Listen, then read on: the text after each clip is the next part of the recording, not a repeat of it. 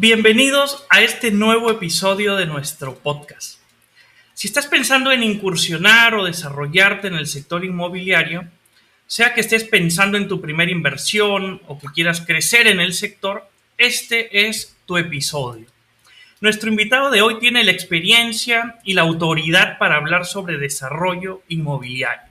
Estamos con Javier Navarro. Bienvenido a nuestro podcast, Javier.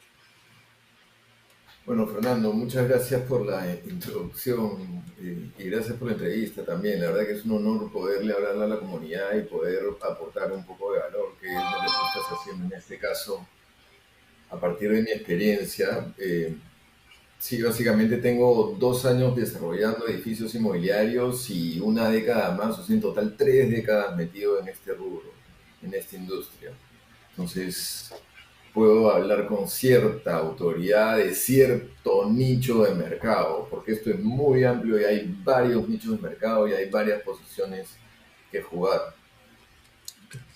Justo sobre esa autoridad, para conocerte un poco mejor, eh, cuéntanos esa historia que has tenido en el sector inmobiliario, ¿no? Desde cómo incursionaste, qué es lo que has hecho, ¿no? ¿Cuál es ese track record? Compártenos. Bueno, como resumen, desarrollando edificios voy 2 décadas. En esas 2 décadas me he dedicado a hacer edificios en Lima Top y Lima Moderna, entonces no he hecho masivo, he hecho edificios pequeños, boutique, o digamos, de mi nicho de mercado. Son 12 los que he entregado como hasta el pasado, que ya están entregados, ya en mano, todo saneado, y estoy ahorita en 2 más en producción y espero este año empezar uno más, vamos a ver, junto con otros temas. Son 40.500 metros cuadrados construidos y 5.500 metros cuadrados más que estoy agregando. Son 166 propietarios de uno de los inmuebles y le estoy agregando 26, o sea, estoy a punto de llegar a los 200 propietarios. La empresa que tuve, que la fundé en el 2004 y la vendí mis acciones en el 2016, fue la primera empresa inmobiliaria que salió a emitir instrumentos de corto plazo en el mercado alternativo de la bolsa de valores, ¿no? Primera sí, y sexta de todo el programa del MAP. Una buena empresa. Y ahora lo que hago es que armo empresas por proyecto y tengo directorio, tengo participación de cierta forma o acompaño a empresas. Y de ahí, bueno, a partir del TikTok que he empezado a hacer y que ya somos como 33.000 plus de personas, creo que somos 33.300 personas que hemos logrado ayer, antes de ayer, que es una comunidad toda interesada en temas inmobiliarios, ¿no? No hay casi nadie, gente que esté ahí que no quiera saber. Estoy teniendo la oportunidad de presentarme a grupos de gente. Ya hoy 3 veces que me voy presentando a sesiones que dicto cursos, que doy talleres, que intercambio conocimiento con personas. Entonces, ya van 3 grupos que sumados son como 110 personas.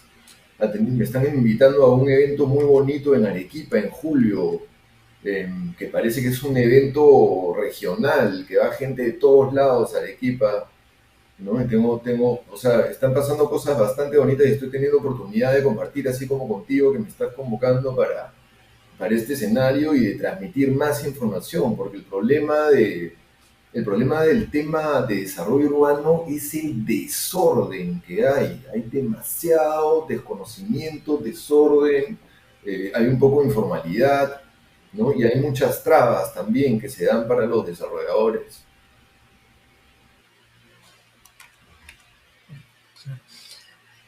Sobre esos puntos justamente de ese desorden, de ese desconocimiento, de esas trabas y cómo superarlas, un poco vamos a conversar. Pero antes, hay algunos conceptos que para los que estamos fuera del mundo inmobiliario a veces utilizamos hasta como sinónimos, pero no son lo mismo, ¿no? A veces uno escucha el tema de desarrolladora, ¿no? Inmobiliaria, promotora, constructora. ¿Puedes un poco aclararnos qué es cada cosa? Sí, tú sabes que pasa mucho, ¿ya? Y pasa porque cuando recién empieza el tema del desarrollo inmobiliario en Lima, como lo conocemos ahora, no es muy antiguo. en verdad, tiene 20 años más o menos desde que arrancó como tal hasta la fecha tiene 20 años. ¿Por qué? Porque antes solamente construían y desarrollaban los constructores, ¿no? O los propietarios. Se autoconstruían y los constructores construían para los propietarios y era un tema muy puntual. Entonces no había esta explosión que tenemos ahora, no habían créditos hipotecarios masivos como los conocemos y nada, simplemente había muy pocos que tenían acceso a este sistema que era la gente que tenía la plata al contado.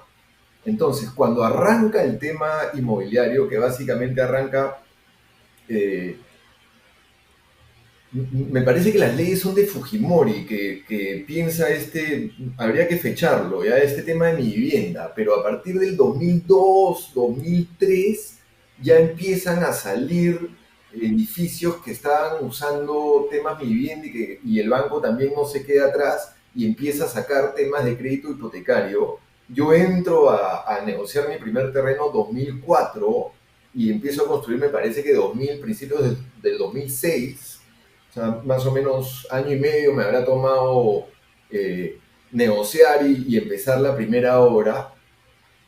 Y a partir de ahí es que ha arrancado todo este movimiento de tema inmobiliario, que primero fue un boom al principio, los primeros 2006, 7, 8, los primeros 6 años fue un boom, porque estaba tan contenida la demanda y no había oferta porque no habían productos financieros que pudieran ayudar a los constructores a salir adelante. Entonces se lleva a cabo este boom y las constructoras que eran las primeras que estaban tomando esto sin saber, sin ser inmobiliaria, sin ser administrador, sin ser marketing, sin saber nada, eran los primeros que estaban tomando estos temas de crédito que se estaban llevando, que se estaban abriendo. Entonces, la constructora era la inmobiliaria, se vuelven constructoras inmobiliarias.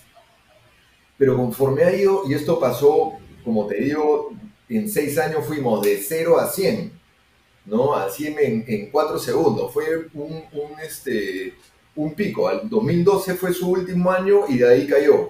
2013 cayó y de ahí otra vez se estabilizó como que a la mitad de lo que estaba y ha ido con sus altas y bajas, digamos, pero en un crecimiento. Entonces, estas empresas constructoras que salen a vender y que ponían su letrero que era un número de teléfono, ponían unos cuantos volantes en la caseta de obra, ¿no? Donde el de seguridad mal vestido, todo sucio, te entregaba el esto y te decía que llame al teléfono. No había esa atención porque era el constructor dando servicio inmobiliario. Entonces, de ahí viene todo esto y lo arrastramos 20 años y 20 años es bien poquito para el mercado. Es un mercado bien joven. Hemos progresado mucho, pero todavía es un mercado súper joven para lo que debería ser, porque un proyecto inmobiliario se demora 3 años. Entonces, si vemos ya 20 años, digamos que tú vas terminando cada 2, 3 años un proyecto y tenemos 20 años, son como que 7 proyectos. Si empezaste el día 1 en el 2004, serían 7 proyectos consecutivos que has logrado tener tu experiencia. Recién estás cuajando, ¿no? Tu empresa, tus procesos, tu entendimiento del mercado, tu entendimiento de los macros. Para regresar a la pregunta, ese arrastre de las constructoras es lo que hace confundir a la gente. Pero ahora, mientras más vamos mejorando, más vamos entendiendo que una cosa es la constructora y otra cosa es la inmobiliaria. La constructora, ¿qué tiene en mente, Fernando? ¿Qué está pensando una constructora? En el cemento, en el acero, en la licencia, que se mantenga, que no me pare el municipio, los obreros, el flujo valorizado, todas esas cosas. ¿En qué está pensando la inmobiliaria? En las ventas, en el marketing, ¿no? Atención al cliente, en los plazos, en los bancos, en a qué constructora voy a contratar. Son mentes diferentes, ¿no? Y cada vez más la gente se da cuenta que tiene que estar especializada. Entonces, Ahora, inmobiliaria le dicen al que desarrolla, al promotor, inmobiliaria, todo eso entra de un mismo paquete. Ya si nos ponemos específicos en qué término, promotor es el que arma el negocio. Yo soy el promotor, armo el negocio. Y ahí puedo contratar a una desarrolladora para que me lo ejecute en el tiempo y me dé el servicio de desarrollo. Así como voy a contratar a una constructora para que me dé el servicio de desarrollo. Pero en general, ahorita, la promotora y la inmobiliaria siguen siendo uno. De repente, mientras más vayamos creciendo, se va a separar la promotora y solamente va a promover, ¿no? Empaquetar productos y de ahí se lo va a dar a una empresa de servicio que va a ser la desarrolladora. Pero todavía no hemos llegado, creo, a ese nivel. Ahorita todo está dentro del paquete de inmobiliaria, la inmobiliaria. Y por otro lado, la constructora. Entonces, dirías que todavía el mercado falta que se profesionalice un montón y que crezca. O sea, hay muchas oportunidades de desarrollo en el mercado inmobiliario peruano. O sea, oportunidades de desarrollo en la industria inmobiliaria es gigantesca, ¿no? Me parece que el otro día estaba escuchando ¿cómo se llama? Edgar el de Brío, me estaba diciendo un dato de que se habían colocado, me parece que récord de colocaciones 1800 unidades en la última feria que ni siquiera sé cuál sea. Pero solamente la industria de desarrollo inmobiliario entiendo que mueve 1.500 millones de dólares por año. ¿Ya? Y esa es la de desarrollo, pero hay segunda vivienda, hay mantenimiento de edificios, hay reparación, hay desarrollo local, o sea, hay tantos limpieza, o sea, hay tantos nichos corretaje, nichos de mercado en abundancia hay en esta industria dependiendo de quién seas. Entonces, una de las cosas cuando vienen a hacerme consultorías, que a veces doy consultorías también gratuitas a cierta gente, hace tiempo que no doy, pero seguramente voy a tratar de dar algunas cuantas, viene gente con todo tipo de casos. Entonces lo primero es analizar quién eres tú. Entonces, eh, puede que no tengas nada, no tienes nada, entonces eres un interesado, ¿no? Estás interesado, no has hecho nada, pero estás interesado en el rubro, ves el rubro y estás empezando a aprender. Puede ser que seas un agente inmobiliario, puede ser que seas un constructor, un arquitecto, puede ser que seas un inversionista, puede ser que seas un promotor. Cada persona tiene distinto abanico de opciones o distintas rutas que tiene que ir.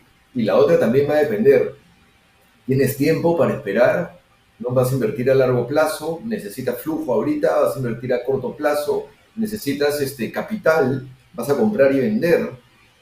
¿Cierto? ¿En qué sitio estás parado? ¿Qué nicho de mercado conoces? Entonces, en verdad hay un montón de espacio. Y para aterrizar en la pregunta específica que tú hacías, el mercado está tan joven todavía, le falta tanto que en verdad está para crecer. Y ha pasado un fenómeno que ha sido crítico, que ha sido la pandemia, más Pedro Castillo, que no voy a hablar de políticamente, pero económicamente causó mucho pánico y paralizó muchas cosas se desordenó demasiado, ya se terminó de desordenar demasiado el sistema estatal que te da las licencias, que te da los registros y todas esas cosas, y subieron las tasas de los créditos hipotecarios. Entonces, fueron tres elementos súper fuertes para la industria inmobiliaria que se sucedieron en el año 2020, 2021, 2022, hasta el 2023, digamos, ¿ya? Pero vamos a decir que 2021, 2022, 2020, 21, 22, ¿ya? En 3 años pasaron tres temas fuertísimos para la industria inmobiliaria que lo desbalanceó. Entonces, muchas empresas inmobiliarias sólidas han tenido problemas de entrega o de proyectos que no han salido adelante, inmobiliarias medianas también y constructoras también. Muchas de ellas ahorita están con el reactiva que no han estado pagando.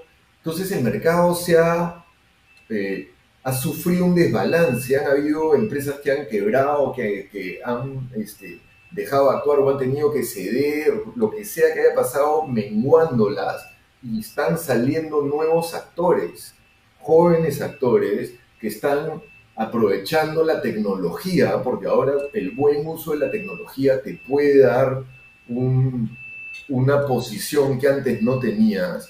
Entonces creo que el mercado está cambiando y no solamente está cambiando, sino que tiene para crecer. O sea, por lo menos le veo la siguiente década tiene para albergar nuevas empresas, y si lo ves alrededor del Perú, tienes por lo menos 2 décadas de crecimiento. Sí, va a estar súper bueno. Me parece que se vienen buenos años. Ojalá, ¿no? Porque siempre, siempre los temas políticos, y como mencionabas lo de Castillo nos lo ha demostrado, pues generan cierta incertidumbre, ¿no? ¿Qué puede pasar de aquí a las próximas elecciones, ¿no? Imagínate, ¿no?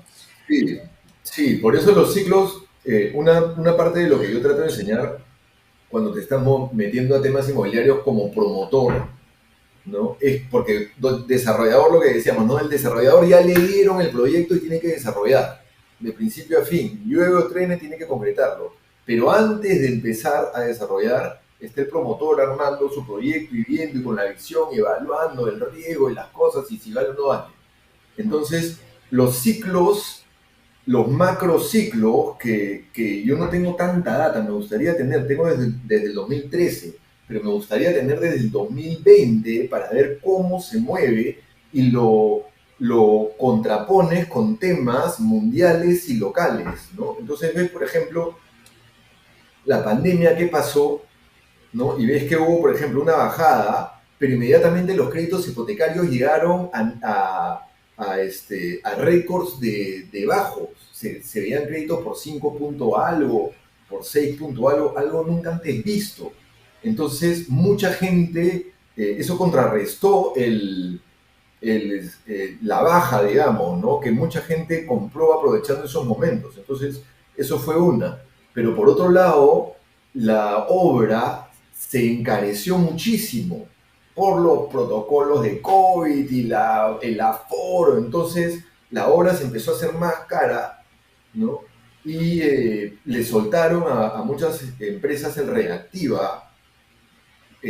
Muchas empresas no supieron qué hacer con el reactiva, o sea, se lo gastaron en cosas que no eran, ¿no? O parcharon huecos, hicieron cosas. eh, y mal que bien, cuando tú recibes una plata tan fácil que no estás preparado y que no la tienes mapeada correctamente, pagas platos rotos después. Entonces, todo ese desorden, ¿no? Yendo al tema del macro, eh, cuando entra Pedro Castillo, voy a identificar dos temas, no es por política, ¿ya? Pero es porque definitivamente fugaron de Perú un montón de inversionistas, se llevaron su plata. Entonces el mercado se vació, escaseaba la liquidez. La gente que tenía la liquidez acá y que por A o B no la quería sacar o dejó una parte, no la quería mover. Entonces secó aún más el mercado. Y no solamente eso, sino que muchos hijos de gente que podía y que puede, o que a duras penas hizo el esfuerzo, sacaron a sus hijos profesionales de Lima y se lo llevaron a España, se lo llevaron a Estados Unidos. Entonces los sacan de Perú. Entonces no solamente te quedas sin liquidez, sino te quedas sin profesionales de calidad y los más capacitados. Ya, ok, algunos hijos de papá, si quieres, ya, ok, pero igual suman al mercado. Entonces te los estás llevando y estás dejando mercado vacío, que puede ser una oportunidad, pero también te hace un desbalance en la calidad de profesionales y empresas que van a meter. Entonces, ese es un tema específico. Y lo otro específico que pasó con Castillo es que suelta un decreto de ley, algo así, un decreto de urgencia, decreto supremo de urgencia, no sé cuál será, que permite que se haga mi vivienda a todo lo largo y ancho del territorio, contraviniendo al Ministerio de Vivienda con la planificación urbana y con todo lo que ya había. Entonces, por un lado, qué raro que se dé un decreto así, porque qué sabrá este Castillo de planificación urbana y todo eso. Entonces, bueno, ya no quiero entrar en especulaciones, pero a santo de qué se mete a hacer algo así. Y lo que sucedió fue que muchas empresas que tenían terrenos que solamente se podían hacer 12 pisos, así, de repente podían hacer 20 pisos. Y en zonas como Chacaría, por ejemplo, donde es una zona con cierto nivel, de repente se están haciendo de torres de 20 pisos con departamentos chiquititos y malogran la ciudad. Lo que ha traído como consecuencia que el Ministerio de Vivienda eh, restrinja las facilidades que te daba para mi vivienda y eso ha sido como un apaleamiento de las normas, entonces ha perjudicado el mercado y por otro lado municipios se han puesto duros y están suspendiendo licencias y están eliminando, eliminando digamos, concesiones de pisos y otras cosas también para contrarrestar esto. Entonces, efectivamente, eso ha perjudicado también el mercado. Tienes eso y bueno, informalidad. Entonces son cosas que efectivamente, tangiblemente malogran el mercado, ¿no? Por suerte estamos mal que vienen rumbándonos nuevamente, pero hay que ver qué pasa el 2026. Si salimos tranquilos del 2026, 2027, 28 y en adelante, yo los veo cuesta arriba. Qué bueno, qué bueno. Espero que sea así. Pero es cierto, ¿no? Yo imagínate que no tengo un inmenso presupuesto con mis poquitos ahorros. Uno dice, oye, no los puedo dejar en Perú, ¿no? Los saca. Si estás pensando en comprarte otra segunda casa o un terreno en Perú, dices, espérate, no, mejor me compro uno en el extranjero. Entonces, si uno con su pequeño presupuesto ya empieza a pensar de esa manera, imagínate pues inversores profesionales, grandes fortunas, sacan su dinero pues con mucha mayor facilidad, ¿no? Claro, y al toque Antes, lo meten a los fondos de inversión, ¿no? Lo compran en acciones de no sé qué, o sea, sacan la plata. Y como tú dices, la gente como nosotros, gente de a pie, que está ahí pujando por las cosas y se está a punto de comprar el departamento, lo primero que va a decir es, uy, mejor alquilo, no voy a comprar. Y encima, eso ya no fue tema de Castillo, pero pasó que a nivel de nuestra economía las tasas suben, la tasa de encaje. Entonces los créditos que aquí habían caído por un tema de pandemia y que se soltó el mercado y habían caído a 6%, de repente otra vez los teníamos en 11, 12.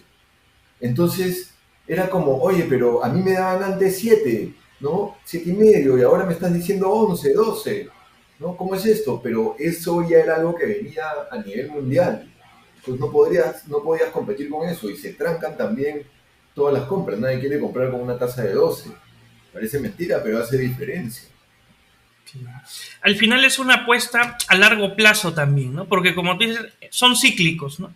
Entonces puede tener periodos malos, pero al final tú ves que Perú, Lima, va a seguir creciendo, sí, ¿no? Entonces en el largo plazo entiendo que las perspectivas son buenas, ¿no? Son positivas para lo que tú Fernando, ves. Uh-huh. de todas maneras lo vemos positivo, ¿ya? Y vamos a rescatar, hablaba con Eduardo Castromendil el otro día, esta semana pasada, y él me está dando una perspectiva bien interesante. Me decía, mira Javier, está el puerto de Chancay, ya que es un mega puerto a nivel Sudamérica, o sea, no tenemos todavía conciencia de lo que va a significar ese movimiento para la costa y sierra, digamos, ceja de sierra. O sea, la Panamericana Norte y deberíamos poder lograr integrar todo el sur, ¿no? Y de ahí sus vertientes hacia la sierra, pero va a explotar. O sea, esto va a ser algo monumental. De ahí tienes el aeropuerto que ya está listo para empezar a operar, ¿no? Han ampliado el aeropuerto y va de la mano con el puerto de Chancay. O sea, estás preparándote para recibir más gente, ¿cierto? Hay otra cosa más que ahorita que está, que no me acuerdo cuál es. En Lima estás a punto de entregar la línea 2. O sea, antes tenías un eje y ahora tienes el eje cruzado. Vas a tener los dos primeros ejes de tránsito fluido. Y de ahí tienes a López Aliaga, que lo ves que inéditamente se ha pedido un crédito de no sé cómo, ¿ya? Y piensa hacer unos viaductos, unas líneas que por todos lados va a invertir en dinamizar la ciudad, ¿no? Y eso no lo hubieras visto, no lo hemos visto antes con ningún otro alcalde, ¿ya? Ok, no, yo no es que sea partidario de López Aliaga y eso, pero son cosas reales que las ves que están caminando y que van a hacer que Perú en general tenga unos años maravillosos adelante. Lo único que nos puede detener son temas políticos, corrupción, esto que estamos viendo. O sea, tenemos que tratar de, como personas, dejar de pelearnos entre nosotros y que no, que sí, y más bien apuntar hacia algo que nos haga desarrollarnos como nación, porque se nos viene. Y en esta coyuntura donde se vienen muchas oportunidades, ¿no? La inversión en bienes raíces, propiedades inmuebles, apasiona a mucha gente, llama la atención a mucha gente. Creo que la mayoría de personas han escuchado alguna vez de que la inversión más segura es una propiedad, son las bienes raíces. Sin embargo, puede ser frustrante porque es un gran desconocido, como tú decías, ¿no? Entonces, para los que están fuera del sector, se puede pensar que se necesita mucho capital, tú mismo recibirás miles de preguntas de todo tipo, ¿no? Entonces, ¿cómo podemos empezar en este sector inmobiliario bien? Esa es una buena pregunta, ¿ya? Porque, o sea, es una pregunta compleja, en verdad, porque como dije hace un rato, tienes distintas personas mirando el mercado desde distintos puntos y con distintas herramientas. Hay algunos que tendrán más plata, hay otros que no, hay algunos que tendrán más tiempo, otros que no. Entonces, y hay algunos que tienen más conocimiento de un nicho de mercado que de otro, como a todos nos pasa. Entonces hay demasiados espacios como para aconsejar. Entonces, ¿qué podrías aconsejar? Algo que sea general y neurálgico para todos, es que tienes que conocer a qué te vas a meter.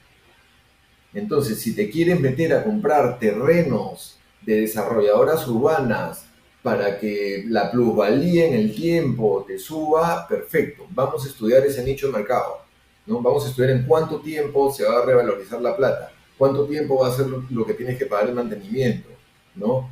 Tienes que verlo como un ahorro. Entonces, efectivamente, el inmueble mundialmente se sabe que es la mejor inversión porque es la más estable, ¿no? La tienes ahí, la puedes lucrar, puedes alquilarla desde el día uno, no solamente te va a dar no es que pongas la plata ahorita y mañana la sacas con su utilidad, sino que en el tiempo puedes ir alquilando, le puedes ir dando rentabilidad, puedes usarlo como garantía para otras cosas. Entonces, eh, es un bien interesante, pero tienes que saber, si quieres ir al comercial, tienes que meterte al comercial. Entonces tú me dices, por ejemplo, ¿ya? Pero yo no tengo nada de plata, ya, ok, no tienes nada de plata, ya, ok. Pero hay gente que no tiene nada de plata y se mete a trabajar de asesor inmobiliario.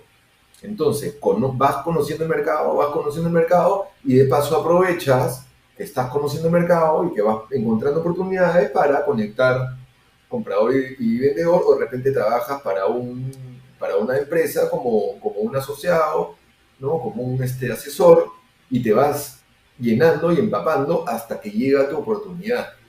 Entonces, ¿dónde estás? ¿Dónde estás parado y a dónde te quieres meter?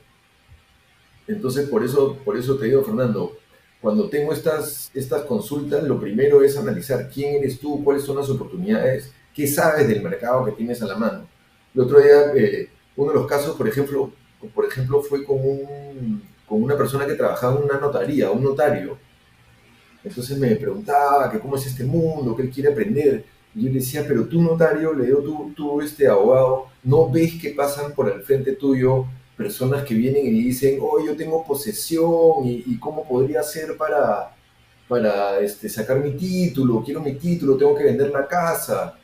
Entonces tú le das pues su esquela de esto es lo que tienes que llenar y nunca más vuelve, ¿no? ¿Por qué? Porque hay de repente 10.000 soles que tienes que invertir y una serie de cosas que tienes que invertir. Yo te pregunto, ¿por qué no le dice, señora, yo invierto con usted, yo la hago, ¿no? Ven acá, no sé cuántos, ya, vamos a hacer tasación, ¿cuánto es lo que vale? Ya, tanto, la diferencia nos las vamos a llegar a medias o a partir de tanto, yo voy a invertir, no sé, pues 10.000 soles, que más o menos era lo que calculamos, entre el plano, el esto, el otro y el pago a registros públicos.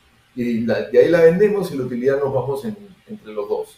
O de repente tu techo, vamos a dividir, yo invierto en la división a una escalerita y de la utilidad del techo nos vamos de esta forma. Entonces son oportunidades que solamente las ve la persona que está ahí.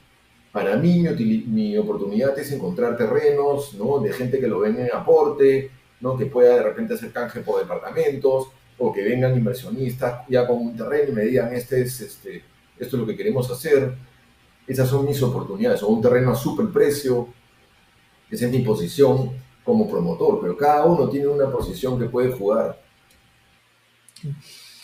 En el desarrollo inmobiliario, ¿cuáles dirías que son las etapas que siguen? ¿No? Tú que has desarrollado varios proyectos, en, si tuvieras que didácticamente separarlo en distintas etapas, ¿cómo lo describirías?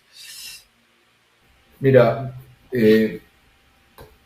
yo te voy a decir una línea general, pero hay veces en que empiezas por un lado y no es que sea una línea de vámonos por acá. Normalmente son una serie de cosas que tienen que ir confluyendo, algunas antes, otras después, y según cada proyecto vas empalmando. Por eso trato de enseñar en los talleres, en los cursos que doy, trato de enseñar conceptos, porque tú no siempre sabes por dónde te va a venir el toro, ¿no? Pero básicamente lo primero es ubicar un terreno. Y ahí viene, por ejemplo, preguntas, ¿no? Tú tienes ya una empresa consolidada que tienes capacidad de comprar terrenos, entonces según tu nicho de mercado y según tu especialidad, vas a buscar terrenos de acuerdo a tu especialidad y los vas a comprar, ¿no? Esa es una posición importante. Ahora, tú eres un constructor, eres un desarrollador inmobiliario con recursos limitados, con poco acceso a financiamiento, vas a buscar, obviamente dentro de tu nicho de mercado, pero la oportunidad que se te presenta, ¿no? Entonces no vas a salir a comprar, sino vas a tratar de que te lleguen oportunidades de gente que quiera, necesite canjes y los vas a atacar de esa forma. Son distintos approach, distintas formas de atacar o de encontrar. Entonces, digamos que lo primero es ubicar un terreno dentro de tu nicho conocido. Si tú no puedes y te dan un terreno más lejos y lo tomas, ok, lo tomas. ¿No? Vas a tener que empezar como que de nuevo a aprender tu nicho, pero bueno, esa es tu oportunidad. Pero digamos que tienes las capacidades y ubicas el terreno. Lo siguiente es hacer una cabida arquitectónica y financiera para poder entender si el proyecto va o no va. Todavía lo he comprado, pero sí estoy haciendo ya, ok, a ver, este terreno, le hago mi cabida financiera básica, digo, sí, puede ser, llamo a mi arquitecto, yo soy arquitecto, pero igual tengo un arquitecto de confianza que se sabe la norma, ¿no? Y le digo, oye, tengo este terreno, acá están los parámetros, hazme tu cabida arquitectónica. Me hace su primer bosquejo, cuántos departamentos podrían ser, qué tamaño, me cuantifica. Y con esa cuantificación lo uno con mi Excel, ya sé exactamente lo que va. Mi estudio de mercado, pongo precios, afino, ya sé si el proyecto va o no va, y hago una presentación. Con esa presentación voy o a mis socios o a mis inversionistas para levantar el capital a comprar el terreno. Entonces, el primer paso es ubicar, el segundo paso es la presentación y el tercer paso es ya la compra del terreno. Ahora, en ese paso 2 que me parece el, el, clave, porque claro, con eso tomas la decisión, ¿no? De siquiera empezar a buscar capital, pero ¿quiénes son los que te pueden apoyar en ese paso? Es decir, hablaste del arquitecto. Yo con ese arquitecto ya podría tener la idea al menos más o menos razonablemente, de cuáles van a ser mis costos asociados para el proyecto. Es decir, si yo le digo, Sí, necesito un edificio, pero por sí. porcentaje. Uh-huh.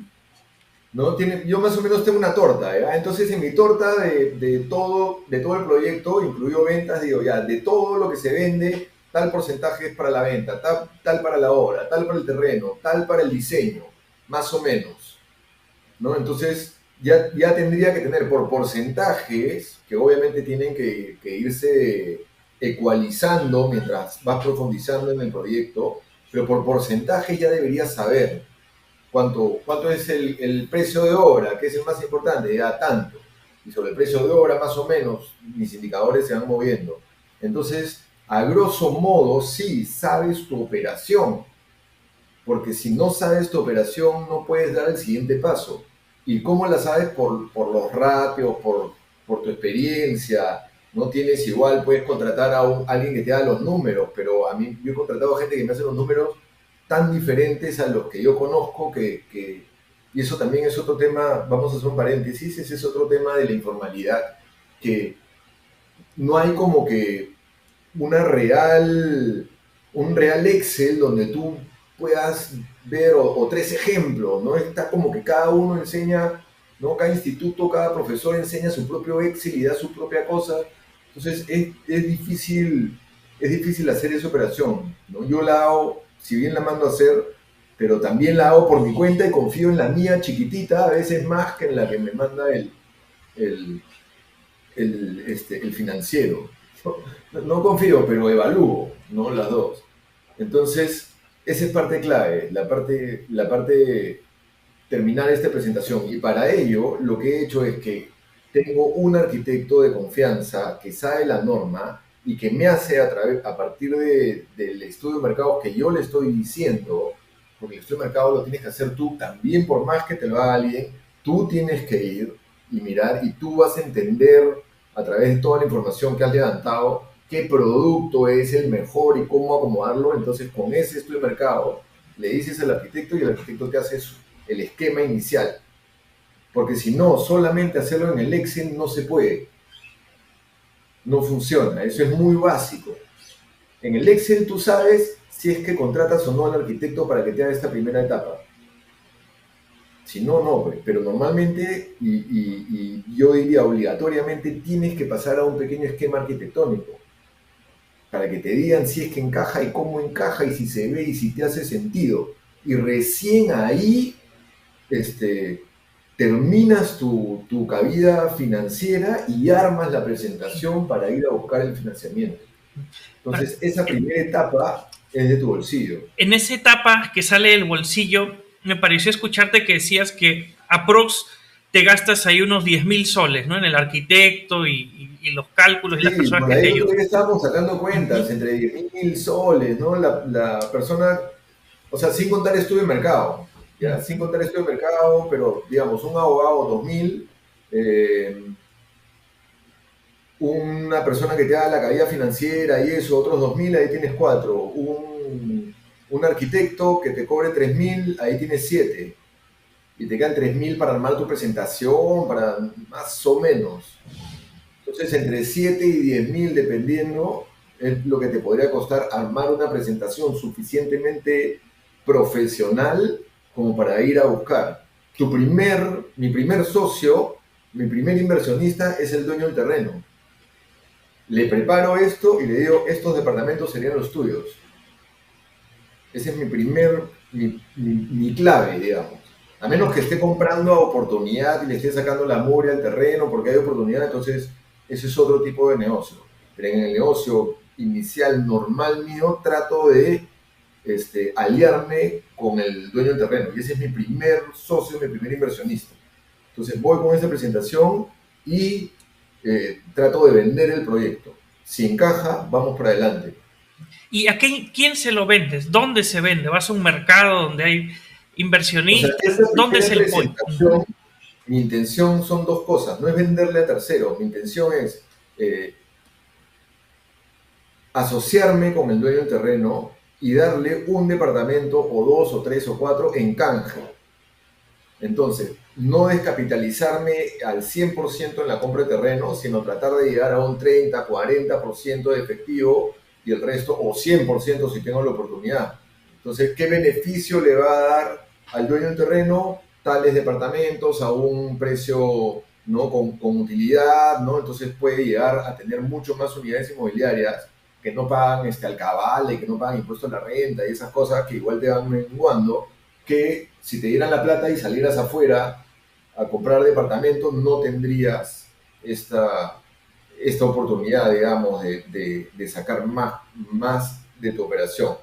Entonces, ese es mi primer socio. Mi segundo pueden ser mis propios socios, que voy con el proyecto y los trato de convencer, porque yo armo sociedades por proyecto. Entonces, tengo un grupo de inversionistas o dos o tres y les voy presentando el proyecto y les digo, oye, tengo esto en la mano, se requiere tanta inversión, ¿no? Y si te parece o no. Y la tercera ya sería ir a los clientes, pero todavía es muy pronto como para salir, pero sí podrías testear un poquito, ¿no? Oye, por si acaso, mi próximo proyecto va a ser por acá, ¿te interesaría? Y a ver qué retorno tienes. Pero normalmente no haces eso. Normalmente esperas un poco más antes de soltarlo al mercado. Entonces, cuando hablas de salir a vender es primero al, al dueño del terreno, ¿no? Venderle el proyecto, estos serían los beneficios, y también a socios, ¿no? Esos socios son conocidos tuyos, parte de tu red, o hay algún lugar donde uno va a buscar socios. No, ahorita todo lo que hago, no sé si hay alguno de estos lugares, probablemente hay, pero no estoy en ellos, ¿no? Y si no hay, es una buena idea ponerlo, porque sí, yo en mi network eventualmente quiero generar una página que tenga ese intercambio entre gente que tiene terrenos y que quiere asociarse y inversionistas para poder conectar, eso es parte de la red. Pero lo que hago yo es en mi network, ¿no? O inversionistas que me van llegando, que quieren invertir, entonces voy armando pools de inversionistas. Eh, Como te decía Fernando, los últimos años han estado bien bravos, mucha escasez de liquidez, incluso ahorita hay escasez de liquidez, por eso aparentemente van a soltar un nuevo Reactiva que va a ayudar a la liquidez, pero nuevamente no hay que volver a cometer errores pasados. Y el tema de las AFPs también puede ayudar un poquito a que haya liquidez, porque no hay tanta en el mercado en este momento, pero se está reactivando. Entonces sí, lo que hago es con mi network. Por eso es importante tener network y todo el rato cultivar tu network, es una cosa importantísima. Ahora, ya con el proyecto vendido, digamos, logras conseguir un capital inicial, me imagino, aunque sea ¿para qué? ¿No? Porque no es que uno tenga que, si todo el proyecto ya con los, no sé, con los 5 pisos levantados me cuesta $500,000, no es que tú necesites eso al inicio, digamos, ¿no? Entonces, ¿qué es lo que necesitarías tener financiado al inicio o en cuanto a dinero para poder empezar? Sí, sí, sí. Esa es una pregunta que todo el mundo trata de entender, ¿no? ¿Cómo se hace para financiar? Entonces ahí viene lo primero.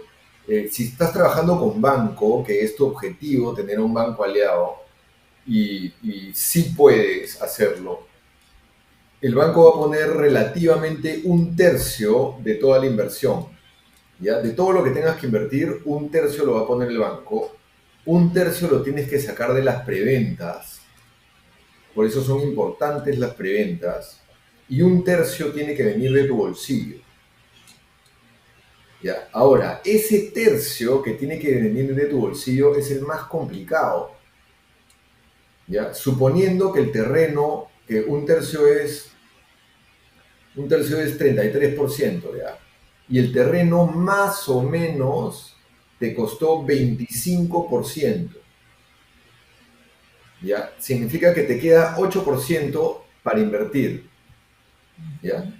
Y del 25% que era el terreno, que también era plata tuya, ¿con cuánto te has podido asociar? Entonces, si la persona te ha puesto el 100% del terreno, prácticamente toda la inversión que vas a requerir va a estar en ese 8%. Y esa es el real capital del que te tienes que preocupar. De ahí viene cómo pago el terreno, cómo pago ese 25%. Entonces ahí viene ya, ¿cuánto es lo mínimo que te puedo dar para que entremos a la operación? ¿No? 20, 30, 40, 50. Si se pasa de 50 ya no quiero, ya no me es, ya no me sirve. ¿No? 40, 35. Pero si se pasa el 40 a mí personalmente ya no me es atractivo, porque ya es demasiado capital que tengo que meter a la operación. Entonces por ahí va jugando entre un cuánto inviertes y cuándo, ¿no? La otra es que al principio vas invirtiendo en tu 8%, que puede ser 2% en los preoperativos y 6% a la obra. La mayor parte se va a ir a la obra. Entonces por ahí va jugando. La idea es que metas tu capital presemilla sea el más importante y que el resto sea el resto de la gente. ¿No? Tú metes tu primera presemilla y el resto tercerizas. El resto asocias. Porque planteándolo así, si 30% lo financia el banco, digamos, yo, yo solo tengo que, no sé, el otro 33 o 30% ponerlo yo, pero ya me alié con alguien que pone el terreno y que bueno, ahí está pues gran parte de ese 30% de capital inicial. Entonces, ese 5 8% que tú decías ya no es tan un importe tan increíble e inalcanzable. Entonces se hace accesible para aquel que tenga cierto capital. El problema que veo es en el conocimiento, ¿no? Porque luego uno dice, el miedo surge. Ya espérate, pongo ese 8%, me alío con alguien que tiene el terreno y hay un riesgo ahí que compartido, pero luego yo tengo que buscar financiarme el otro 30 o 40% vendiendo, y si no se vende, ¿no? Surge el miedo, ¿no? Y si me va mal, entonces como... Claro, por eso también es importante tú entrar en una negociación clara con el dueño del terreno, de que no compras el terreno hasta que no alcances ciertos hitos, ¿no? Tiene que ser viable el proyecto. Entonces, ahorita, como tú dices, corre peligro, tengo miedo, yo también, por supuesto, yo también tengo miedo, ¿no? Por supuesto que corremos peligro. Entonces, ¿qué cosa voy a hacer? Voy a reducir ese miedo a lo mínimo y lo voy a tener bien chequeado, ¿no? Igual voy a tener miedo, pero ahí vamos controlándole en poquito, ¿no? Y que no se nos escape. Entonces, ¿cómo hago para tener ese control? Lo primero es que invierto en lograr anteproyecto, ¿no? En hacer el diseño, lograr anteproyecto, tener mi parte legal, digamos, que me permite. Y una vez que tengo anteproyecto, salgo a la venta. No he demolido la casa. Demoler la casa para mí es un error, si es que es el caso, si es que fue el caso de que tienes una casa y viene el consultor y demuele la casa. De repente no sale el proyecto. Y demoliste la casa, demoliste $150,000, ¿no? Y ahora, no. Entonces, la idea es que primero testes el mercado. Si te has llegado en 2 3 4 meses a un 15%, 20% de preventa, va muy bien. Va muy bien, se va reduciendo tu sombra, cada vez se va reduciendo más hasta realmente identificar tu peligro, ¿no? Es Entonces, decir, uno sigue ese proceso de preventa hasta antes de empezar a mover un solo ladrillo, ¿no? O a mover un para mí polvo. sí tiene que haber un indicador de que el mercado está absorbiendo mi producto. Yo creo, yo espero, ¿no? Yo tengo toda la teoría, pero la práctica me tiene que decir que o sea, cumplo mi tema legal y mi tema de diseño, armo mi tema de marketing, lo saco a la venta y tengo que tener respuesta. Si no tengo respuesta, en tantos meses el proyecto se me está cayendo. Entonces, ¿cómo voy a comprar el terreno? ¿Cómo voy a demoler la casa y meter plata si el proyecto no está avanzando en el mercado, no está teniendo absorción en el mercado? Entonces, mucha gente la he visto que mete plata, hace el casco, no sé qué, y se quedaron sin plata a la mitad. Y están como locos ahí tratando de conseguir inversionistas que necesitan plata, que necesitan plata. Pero por ahí no va. No necesitas plata, necesitas vender. ¿No? Déjate de estar pidiendo plata para terminar el edificio, tienes que preocuparte en vender. Un tercio de las ventas vienen al contado. En algunos sitios hasta 50% de las ventas vienen al contado. Ya, pues no podrás vender 3, pero puedes vender uno, ¿no? Ahí está tu financiamiento en la venta. Y para mí la venta viene desde el principio. Primero vendes. Si tienes 8, vendes uno, 2. Y con esos 2 ya sabes que tienes absorción, vas para adelante. Entonces tu riesgo se ha vuelto entre perder 100.000, 200.000, 300.000 dólares o lo que sea, ¿no? A lo que ha sido tu obra, 10.000 dólares, 15.000 dólares, 20.000 dólares. Entonces ahí está mi riesgo, ¿no? En la primera parte del capital semilla, los primeros 5 los pongo yo en mi bolsillo, ¿no? Los siguientes 15 ya con mis socios, pues, ¿ya? Y a quién se va mojando, ¿cierto? Y ahí, si no, perdimos, pues. Pero se avanza recién cuando avanza y ya tenemos, incluso ya tenemos al banco sponsor, ya tenemos la no sé qué, la no sé cuánto, recién ahí metes la plata gruesa. Recién ahí pones las cosas sobre la mesa, las pones a la sartén, a que se cocinen. Antes no. ¿Y cuál es el momento ideal para empezar a buscar o negociar con la constructora? O si conviene, o qué otra manera hay, si solo es la vía contratar constructora, contratar un maestro de obra que se encargue de todo, ¿en qué momento hablas con o consigues al constructor? Uh-huh. Ya, en mi caso específico, por eso siempre estoy repitiendo que hay que analizar a la persona. Uno de mis socios, y hasta dos de mis socios, pero hay uno especialmente que se llama Luis González y que tiene la empresa Porta, es constructor, ¿no? Entonces, desde que estoy empezando, cualquier duda, hoy acá, ¿cómo es? Ya me va dando alcances que me han sirviendo. Oye, el costo por metro cuadrado en esta zona, tantos pisos, ¿para dónde lo tiro? Ya me está dando inputs de cómo hacer, ¿ya? Pero si no tuviéramos eso y dijéramos ya en qué momento yo soy una persona, un promotor que estoy armando el negocio, en qué momento me acerco, yo diría cuando ya tengamos anteproyecto aprobado, ya sepamos que la cosa está avanzando, ahí ya sería un buen momento para, cuando yo empiezo a hablar con el banco, ¿no? Ahí empiezo a presentar a mis socios estratégicos que son la constructora.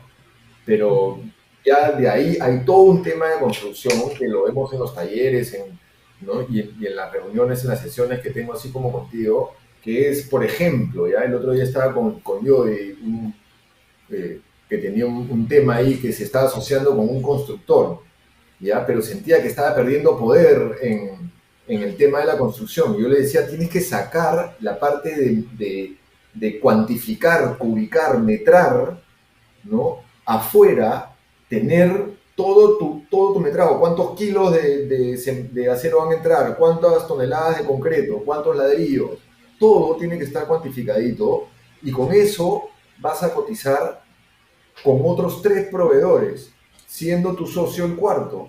Y el socio, como socio, tendría que querer lo mejor para el proyecto. Si el socio es el que está capturando el metrado, no vas a tener ese control. Tienes que sacar el metrado de ahí, ponerlo en bandeja y que todo el mundo cotice.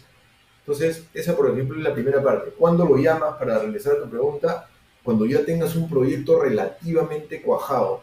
Lo ideal sería que tengas un poco de estructuras. Cuando hablas de sacar el metrado, ¿a quién sueles contratar para hacer eso? ¿Es el arquitecto, el ingeniero? ¿Es una constructora que te presupuesta? ¿Cómo lo sacas en la práctica? Si es una constructora mediana, pequeña, te puede dar perfectamente un servicio de metrado. Y es lo ideal, que te den un servicio de metrado. Y en ese servicio incluso tú vas a tener que hablar con tu arquitecto porque muchas cosas se van a ir definiendo y detallando. Porque el metrador, que usualmente es un ingeniero, va profundizando y cuantificando y está con su lupa viendo cada esquinita y te va ayudando a definir tu producto y te pone en evidencia también muchas cosas que de repente creas. Entonces normalmente lo hace o un ingeniero capacitado o una empresa constructora mediana chica. En mi caso tengo la suerte de tener a Porta, que es unos súper profesionales y que me dan ese servicio, pero sí, lo tiene que hacer un tercero. No le das el plano, y eso es un error informal. No vienes con tus planos y se lo das a la constructora. No haces eso no, ¿ya? Lo puedes hacer y pasa un montón, sí. ¿Qué te va a dar la constructora? Su presupuesto. debes ir con tus planos y le vas a dar a la otra constructora, te van a entregar su presupuesto. Comparas y uno es yucas, otros son camotes, otros son papas, no hay coherencia, no puedes comparar. En cambio, cuando tú le dices y le das a cada constructora el metrado, cada una te tiene que devolver presupuestos homologados, ¿no? Estándares. Ahí tú los empiezas a afinar, porque igual nunca es que son exactos, los empiezas a homogenizar y recién ahí puedes ver qué constructora te está diciendo qué y puedes comparar. Esa es la idea. Y siguiendo con los miedos, ¿no? Porque claro, al final cuando uno entra en un mundo desconocido, va a haber miedos por todo lado. Por eso tú decías bien, es importante instruirse, ir a talleres, capacitarse. Después te voy a preguntar también dónde podemos capacitarnos en estos temas. Pero siguiendo con los miedos, el siguiente, porque uno escucha mucho de estos problemas que a veces se tienen con las constructoras, ¿no? Pucha, que contraté a la constructora y debió ser en, no sé, 2 años o en 1 año o en 9 meses y ya va tomando 10 veces más tiempo del que debería tomar, las cosas no quedaron como yo quería, que hay problemas. Entonces, ¿cómo conseguir a una buena constructora, ¿no? Yo sé que tú ya la has conseguido, digamos, ya tienes, pero para alguien que no tiene ese contacto, que está buscando un buen servicio de construcción, ¿qué hace, no? ¿Cómo debería contratarlo? Y si quizás conviene contratar a alguien que supervise a la constructora, ¿cómo uno se asegura esa parte de la construcción que quede bien? Efectivamente, ese es un problema recurrente, el que está citando. Tenemos mucha informalidad de empresas eh, y han habido muchas quiebras de constructoras, ¿no? Mucha recesión para muchas constructoras en los años pasados. Entonces el mercado está golpeado en este momento, lo cual por otro lado está permitiendo que constructoras jóvenes tengan la opción de salir y llegar a posiciones que normalmente hubieran estado ocupadas por empresas con mayor experiencia. Entonces hay ahí un movimiento que se está dando, pero la pregunta siempre es súper súper sólida, ¿no? Entonces, lo primero es hacer esto que estoy diciendo de poder eh, analizar los presupuestos de distintas constructoras de una forma homogénea a partir de este método que estoy tipificando en este momento, ¿no? Y de ahí tienes otros temas como ir a visitar obras, ¿no? La experiencia de la empresa, poder visitar obra, poder visitar la oficina. Hay páginas web donde sale cuánta gente tienen en planilla, cómo está sus operaciones, digamos, cuál es su deuda. O sea, puedes investigar. Yo en verdad, mi financiero, digamos, me hace esas investigaciones, o el mismo banco, cuando la presentas a las constructoras, estas son las posibles constructoras, entonces el mismo banco también te la filtra, que también es algo bien interesante. Y de ahí vienen cómo haces los contratos, porque hay distintas modalidades, ¿no? Entonces, la modalidad que a mí me gusta y que yo creo que va a ser el futuro de muchas inmobiliarias, presente y futuro de muchas inmobiliarias, y que muchas constructoras van a querer adoptar, va a ser la de que la constructora te haga la administración y gerencia de obra, ¿no? Que te den ese servicio, que pongan su plataforma a tu disposición, te hagan toda la pega, toda la chamba, todo el proceso, todo el desarrollo de la obra, pero a nombre tuyo. ¿Me entiendes? ¿Qué es a nombre tuyo? O sea, que Significa que yo mi como empresa vende al cliente. Ajá. dueño, soy dueño de todo lo que está pasando. Yo estoy comprando fierro a mi nombre, acero a mi nombre, ladrillos a mi nombre, a la gente le estoy pagando a mi nombre, pero entre mi empresa y lo que estoy comprando hay una administradora profesional, tercera a mí, que está haciendo toda la logística, toda la supervisión, toda la plataforma de gerencia de todo, la está haciendo esta empresa. Aunque ahí detecto un riesgo también, porque si todo lo hace a nombre de mi empresa y ponte, no le paga a los trabajadores, luego me deja No, una no, tú deuda le y un pagas a los problema. trabajadores. Ajá, Tú le pagas a los trabajadores. ya, Ellos te dicen cuánto pagar. ok. Entonces tú pagas a las personas, ellos te llenan te hacen las valorizaciones, te llenan tu hoja de pagos, no sé qué, con todo lo que hay que hacer, y tú pagas directamente. O sea, la obra, todo lo estás comprando tú a nombre tuyo como promotor, pero la constructora te está haciendo el servicio de administrarte todo. Es diferente a cuando yo le compro a la constructora la obra terminada. La Ujú, constructora va a comprar materiales, va a contratar gente, va a ver cuánto compra, cuánto no compra y me va a dar una factura por valorización total. Yo ya ujú, veo si le pagó al proveedor, si no le pagó. Entonces, si la constructora no le paga a los obreros y los obreros se levantan, yo no tengo control de eso. Yo no sé cuánto le debe. Yo no puedo darle a la constructora, ya toma 100 y asegurarme de que esos 100 vayan para los obreros levantados. No tengo ese control porque estoy tercerizando mi obra. En cambio, en esta, me están administrando la obra sigue siendo mía, está en mis manos, yo veo si es que pago o no pago, y ellos me la administran, ellos me van a decir, le debes a 100 obreros, o le debes 100 a los obreros. Entonces, yo soy el que le pago directamente a través de su comunicación. Es diferente a que yo le pague a la empresa constructora y la empresa constructora no tengo control si es que le va a pagar a ellos o no. Si me falta plata y estoy sin plata, le voy a decir a la constructora, a la gerencia, le voy a decir, por favor, bájame el ritmo de la obra por el siguiente mes, porque no tengo flujo. Y la administradora va a bajar el ritmo este mes, no va a pasar nada. En cambio, si a la constructora le digo, hoy no tengo plata, bájame el ritmo de la obra, la constructora me va a decir, oye, pero tienes acá todo un esquema de valorizaciones por mes, en lugar de pagarme 100 me vas a pagar, no sé, pues 50, me des 50, te voy a cobrar penalidad y no sé qué, y es otro tipo de negociación, a eso me refiero. ujú. Me dejo entender lo que es la modalidad, ¿o no? Sí, sí, sí, sí.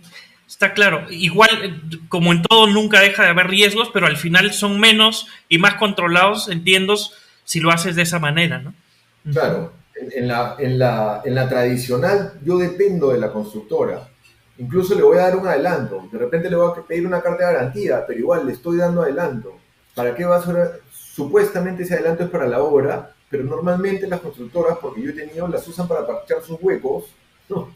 Y se vuelven a pedir crédito para adelante. Entonces, es un riesgo y he visto a muchas constructoras grandes tener problemas en el 2019, 2018, 2019 y para adelante las he visto con muchos problemas en modalidades con empresas grandes y contrataciones grandes que se han ido a ser intervenidas por terceros o que han entrado a temas de conciliación. O sea, ha estado complicado eso, ha estado complicado los últimos años. Entonces, por eso es que está saliendo esta modalidad que te digo de administración, de gerenciamiento de administración, como una alternativa bastante positiva. ¿Cuál es el pero? La parte contable. Es mucho más compleja la parte contable. Pagarle una valorización a la constructora contra tú pagar todas las, ¿no? Tener contabilidad para todo el proceso es mucho mayor. Pero ahí está pues la administración que tiene que llevarla. Ese es, digamos, los pros y los contras. Tienes que tener cuidado con los impuestos, qué viene con IGB, qué viene que no, porque en la otra la constructora te da con IGB y ellos resuelven. Acá tú tienes que estar pendiente. Entonces, tiene sus cositas, pero te da mucho más control. Claro. Ya, y la tercera modalidad es que tú tengas en planilla a todo el mundo. A tu ingeniero, a tu residente, a tu supervisor, a todo el mundo. ¿No? Ya, bueno, eso Pero es un... ahí ya tú eres la constructora en ese Sí, tú te punto, vuelves ¿no? consultora. Eso yo lo Ujú. hice por tantos años y la verdad que pesaba, cuando vení la empresa, había sido tan fuerte la chamba, pesaba 11 kilos menos o 12 y no se podía. O sea, era demasiado intenso los procesos y todo. Es algo que yo no recomiendo. Y en cuanto a supervisor, si tienes a la empresa que te administra, no necesitas supervisor, pero si estás contratando a un tercero, obviamente necesitas un supervisor y de preferencia cambiarlo durante la obra, no tener para una primera parte, para una segunda y para acabados. Cuando hablas de supervisor, ¿es otra empresa o otra persona tercera? Otra persona a nombre tuyo que vaya y chequee, ¿no? Y que esté ahí de Ok. repente 4 o 5 meses, termina su etapa, por ejemplo, casco, y lo saca para que no tenga tanta confianza con entra otro nuevo, ¿no? Claro. A menos que le tengas mucha confianza y que sabes que es incorrompible, ¿no? Porque eso también es incorrompible. Claro. Eso Porque también puede entrar eh, allá. yo he visto, hay algunos TikTok que me gusta seguir porque yo no hago nada en el mundo inmobiliario, pero me entretiene y me gustaría invertir más en ese aspecto. Pero veo un ingeniero que va a las casas o a construcciones en proceso y veo que empieza a decir, oye, pero esta columna que no debe estar así, que acá, ¿cómo usas esta varilla de fierro no va acá, este ladrillo, este tipo de ladrillo no se usa para esto? Un poco esa sería más o menos la labor de ese supervisor. No, no. Ya, Tú estás hablando de un caso mucho más atrás, mucho más informal, que es cuando se construye con un maestro de obra y probablemente no hay planos estructurales, ¿no? Planos de proyecto, porque cuando lo hacen profesionales, tú ya tienes un expediente de proyecto y ahí te dice pues, exactamente cuál es el concreto, el tipo de concreto, cuáles son las varillas de acero que tienes que usar, cómo las tienes que amarrar y están todas las instrucciones para que tú construyas. Entonces, si tienes todas esas instrucciones y las estás siguiendo, no tiene el supervisor que venir a decirte estás cambiando de material o estás claro. haciendo algo porque deberías estarlo haciendo bien. Y ¿No? sobre todo Entonces, como bajo la modalidad que explicaste, donde yo soy además el que compra, ¿no? el que compra, Entonces, claro. no voy a comprar, no voy a estafarme a mí mismo, ¿no? Claro. Entonces, teóricamente, en un mundo profesional no tendría que estarte cambiando el fierro, ¿no? Y no tendría que estarte cambiando una columna que no va acá, que no vaya, porque tú tienes que estar siguiendo el manual de instrucciones. Y el supervisor mira el manual, ¿no? Y mira la obra y tendrían que estar igual. Entonces, si no está igual, y ahí también entra a tallar el supervisor, ¿no? Oye, tienes el manual y lo estás haciendo mal, he detectado un error, ¿no? O he detectado de repente un mal procedimiento, ¿no? Estás vaciando acá y no estás haciendo tal cosa, ¿no? Eso también podría ser, o podría ser que, oye, estoy viendo que falta seguridad en tu obra, estoy viendo que falta limpieza en tu obra. También puede ser, estoy viendo que tu cronograma de obra no está de acuerdo a tus avances de obra, ¿ya? Y la más importante, estoy viendo que tu avance de obra no corresponde o sí corresponde a la valorización que yo te tengo que pagar, ¿no? Entonces, me haces un control de calidad, pero a la vez quiero saber cuánto tengo que pagar, si está ok lo que tengo que pagar. Entonces, no tendría el supervisor que estarte diciendo esta columna para allá, este fierro, no tendría que estarte diciendo. Un error sí, ¿no? Te has cometido, se le pasó, no supervisaste, podría ser, no debería pasar, pero podría ser, pero más que nada te quieres ir a tu tema de control de calidad, digamos, y a tu valorización, que es lo que más te importa. Han avanzado 3, te pago 3, han avanzado 4, te pago 4. Eso te tiene que decir tu supervisor. Entiendo. ¿No? Yo Ah, y tuve, sí, dime. dicho sea paso, perdón, Fernando, la obra no puede durar tanto, pues, porque tú tienes un cronograma valorizado y tú estás pagando según avance. Entonces, si se está pasando un 5% ya tienes que saber, oye, vas retrasado una semana y media. ¿No? A mí la gente me dice, vamos retrasados 3 días, vamos retrasados 4 días y medio. Así son 4 días y pico, vamos retrasados, tantas horas. O sea, un control súper minucioso. Pero eso, ¿quién te lo dice? Tu supervisor. Mi supervisor o mi empresa gerenciadora. La Y misma también sé empresa. que en la modalidad de contratación a terceros también tienen que llevar un protocolo de seguimiento al cronograma. No es así que se te puede ir el doble de tiempo ni 50% del tiempo. O sea, tú desde que se pasa un 3-4% del tiempo ya estás con las alertas. ¿Cómo vas a recuperar eso? Así le dices a la constructora, oye, ya se ha pasado 3%, ¿cómo lo vas a recuperar? Claro. Entonces, a menos que tengas una verdadera justificación, como que vino el municipio y te paró, ok, pero si no, acá tengo cuentas que pagar, tengo intereses que estoy pagando, ¿no? Tengo plazos con los bancos que tengo que independizar, no puedo retrasarme. Claro, es decir, si tiene que estar en 9 meses, el proyecto no me aparezco en el mes 9 a ver si ya está terminado, ¿no? Es decir, me doy cuenta a la primera desviación que haya, como tú dices, de un día o de unos días y ahí nomás tomas acciones, ¿no? Para no llegar a ese punto en donde, pucha, ¿por qué no está a la fecha? No, pues no, claro. Exactamente, así es Fernando, así desde el día uno. Entonces, sí, hay unos temas súper interesantes en verdad que hay que informar a la gente, ¿no? Y en los TikToks que hago, la verdad es que es muy nutritiva la comunidad también que tengo y disfruto mucho también conduciendo los talleres y todo eso, pero es tan importante en verdad mejorar el nivel de conocimiento porque ahorita viene un informal o viene alguien que no ha hecho las cosas bien, se queda a la mitad, no entrega y perjudica la sensación que tiene el público de las constructoras. Entonces, quieras o no, lo que hizo uno por allá te está afectando a ti porque ya estás dando una imagen de inmobiliarias que son capaces de hacer o de no entregar o de demorarse, ¿no? Y eso finalmente te afecta. Y entonces necesitas, por un lado, inmobiliarias informadas, ¿no? Y que sepan lo que tienen que hacer para que no metan la pata. No, no es que yo diga que yo lo puedo enseñar, pero tienen que capacitarse, tienen que estar ahí, tienen que tratar de seguir las normas y ser profesionales. Y por otro lado se necesita a un cliente informado que descarte a las inmobiliarias informales porque sabe qué pedir y que solamente quedemos los proyectos que cumplen las normas y que ellos sepan identificar quién no me está dando y quién no me da la garantía o la seguridad o la documentación o no me hace sentido y que lo sepan reconocer para empezar a purgar el mercado y que lo profesional y lo eficiente salga adelante. Claro.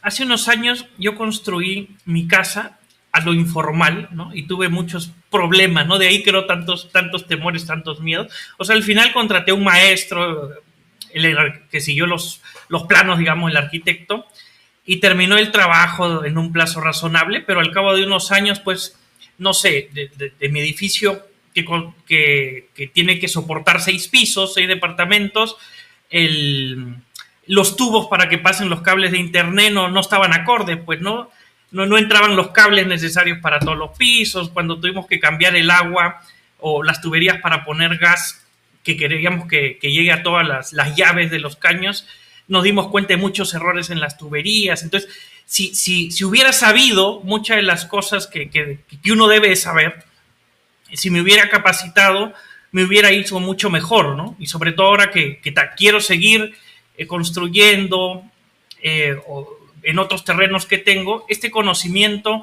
me parece muy valioso. Entonces, ¿dónde es que puedo seguir aprendiendo? ¿No? Igual a todas las personas que nos escuchan y quieren construir o tienen sus terrenos o quieren empezar a invertir, ¿dónde es que pueden capacitarse sobre estos temas? Sí, dos cositas, Fernando. La primera me habías dicho que tú nunca habías incursionado en el tema inmobiliario. Me acabas de decir que has construido, no sé si 6 pisos o no sé qué has hecho. Pero no como negocio, no como Ya, ok, negocio, sino pero como... si te das cuenta, ese es el nicho de mercado que has hecho.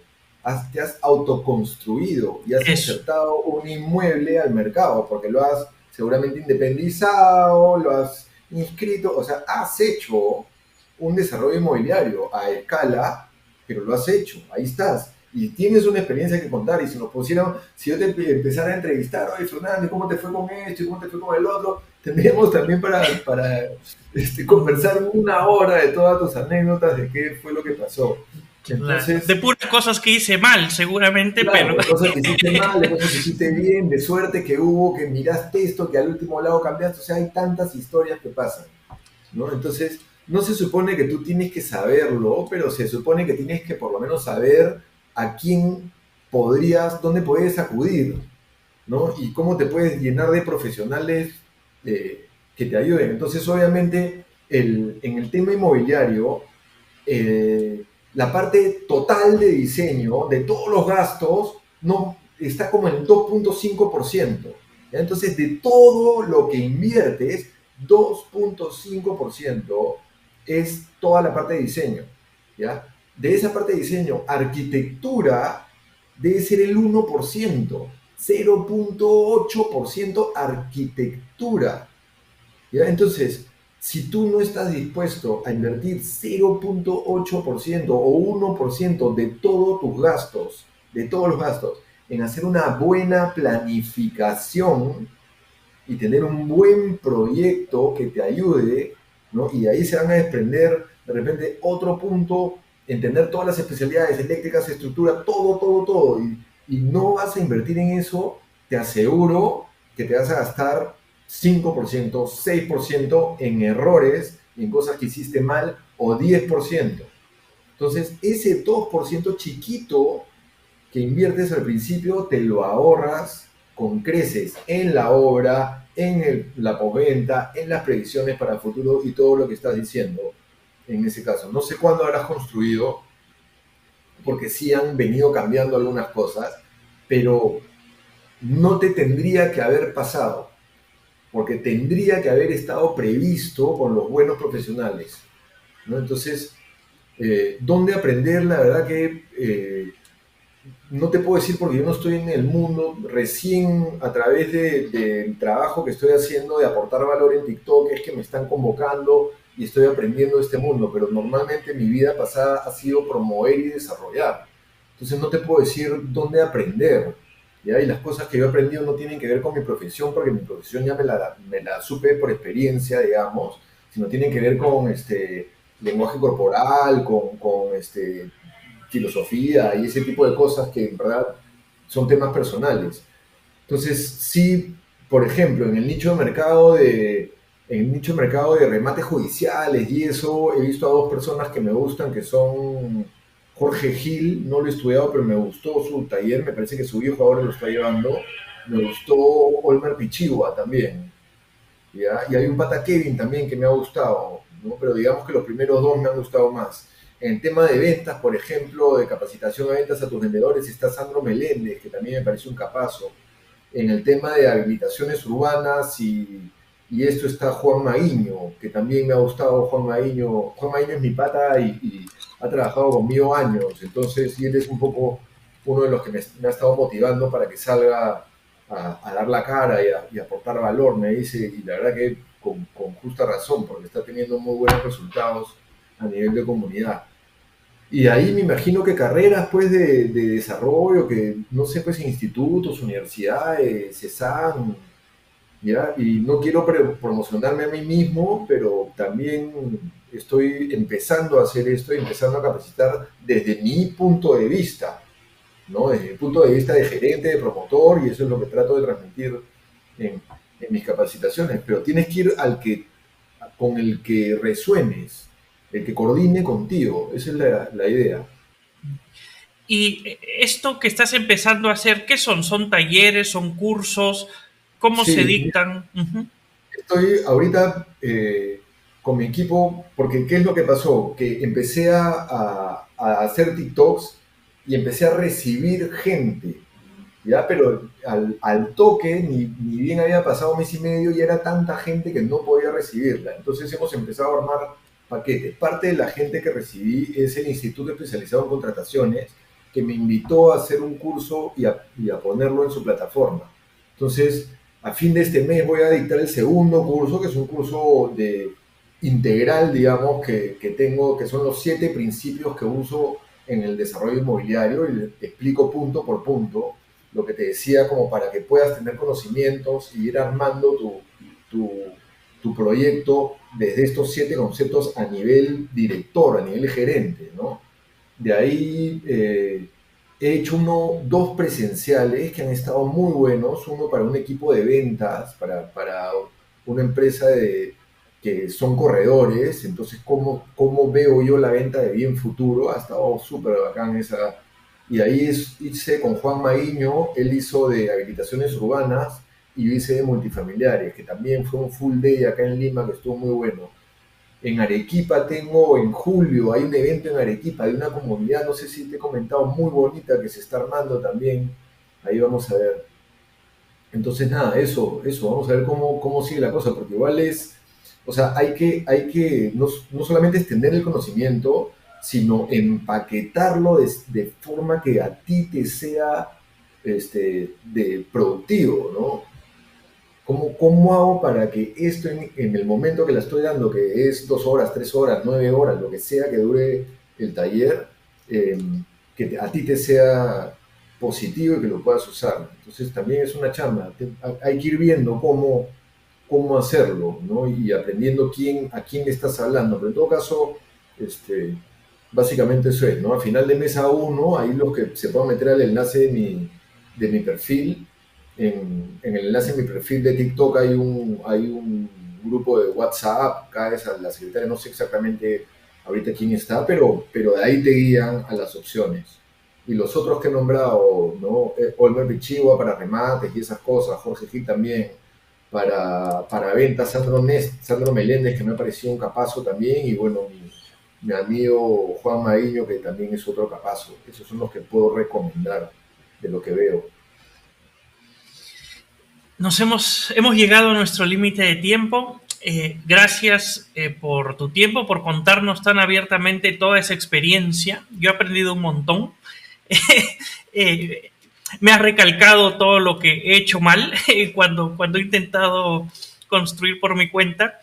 Pero nada, hay mucho que aprender, así que voy a seguir siguiéndote y escuchando los consejos que compartes en Muchísimas TikTok. gracias por la entrevista, Fernando.